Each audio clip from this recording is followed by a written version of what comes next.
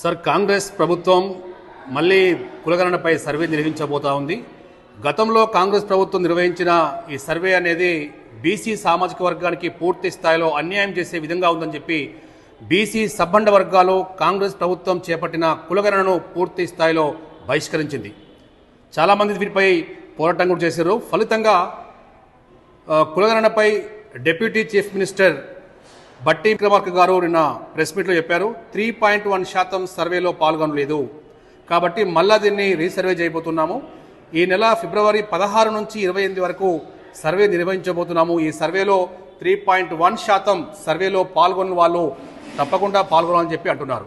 ఒక బీసీ బిడ్డగా దీనిపై మీరు ఎలా స్పందిస్తారు?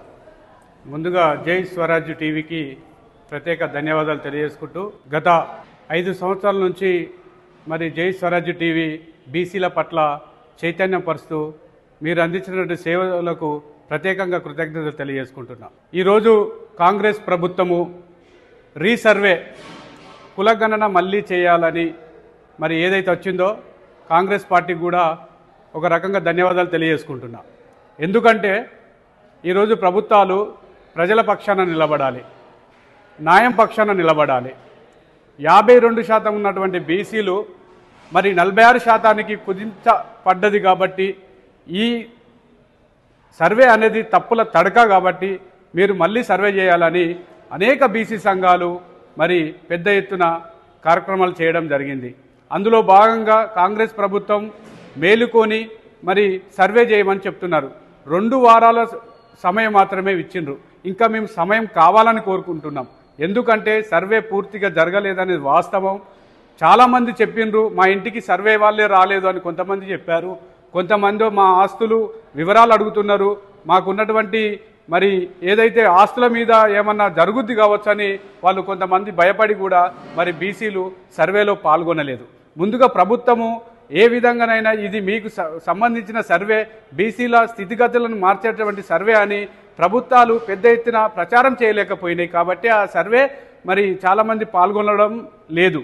కాబట్టి ఇప్పటికైనా 2 వారాల గడువు ఇచ్చారు. కాబట్టి ఈ గడువులోనైనా కూడా మేము ప్రజలందరికీ కూడా అదేవిధంగా ప్రభుత్వానికి కూడా తెలియపరుస్తున్నాము.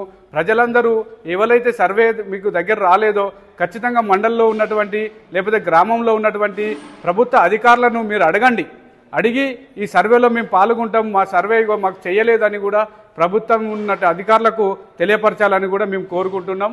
ఈ ప్రభుత్వాన్ని కూడా మేము చెప్తున్నాం, మరి అగ్రవర్ణాల లెక్క కూడా తేలాలని చెప్తున్నాం. 15% ఉన్నదని చెప్పారు కదా, మాకు సర్వే పెడుతున్నారు.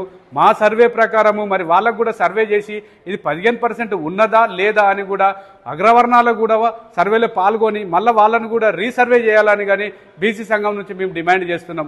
అగ్రవర్ణాల అంత 15% ఉండరు, జస్ట్ వాళ్ళంతా 6.9.8 మాత్రమే ఉన్నారు. వాళ్ళు 7% దాటరు.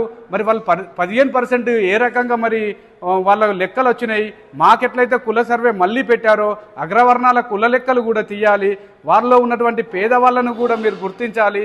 మేము వాళ్ళ జనాభా దామాష ప్రకారము అగ్రవర్ణాల్లో ఉన్నటువంటి పేదలకు మేము ఖచ్చితంగా మేము పేదలకు వాళ్ళకి హక్కులు వాళ్ళకు రావాలని కోరుకునే వ్యక్తులమే తప్పించి మాకు వాళ్ళతోనే ఎలాంటి శత్రుత్వమే కానీ ఎలాంటి మాకు లేదు. ఎవరి జనాభా దమశ ప్రకారం ఆర్థికంగా ఎవరైతే వెనుకబడ్డారో అగ్రవర్ణాల్లో ఉన్నటువంటి పేదలకు వాళ్ళకు రావాలి. మరి కొంతమంది కూడా అగ్రవర్ణాల్లో ఉన్నటువంటి సంపన్నులు కూడా ఎంఆర్ఓ ఆఫీసుల దగ్గర పోయి మరి ఈక్వేర్ సెక్షన్ అటువంటి సర్టిఫికెట్లు తీసుకొచ్చుకొని కూడా వాళ్ళు లబ్ధి పొందుతున్నారు. మరి అది కూడా మేము గమనించాలి. ప్రభుత్వం కూడా పెద్ద ఎత్తున దీనిపైన స్పందించాలి. మరి అగ్రవర్ణంలో ఉన్నటువంటి ఎంఆర్ఓ దగ్గర పోయి వాళ్ళ సర్టిఫికెట్ తెచ్చుకొని మేము కూడా పేదలమని చెప్తున్నారు. కాబట్టి ఖచ్చితంగా దాన్ని నివారించాలి. అగ్రవర్ణాల్లో ఉన్నటువంటి పేదలకు ఖచ్చితంగా రావాలి. మరి బీసీ సంఘం నుంచి మేము డిమాండ్ చేస్తున్నాము.